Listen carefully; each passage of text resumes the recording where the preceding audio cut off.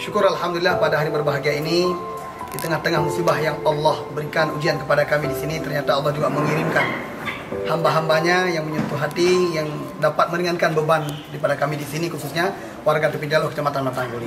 Dan syukur alhamdulillah, terima kasih, kami ucapkan ribuan terima kasih kepada Bapak Kapolri, Bapak Panglima TNI, dan juga kepada seluruh alumni Akabri 91, dan juga Bapak Kapolres Kabupaten Aceh Utara, Bapak Kapolda Aceh, dan juga kepada Dinas Sosial Aceh Utara, Bapak Wakapolres, dan juga Bapak Kapolsek Kecamatan Matangguli, dan juga tim dokter daripada Kapolres Aceh Utara yang alhamdulillah turut andil pada hari berbahagia ini. Semoga menjadi amal jariah.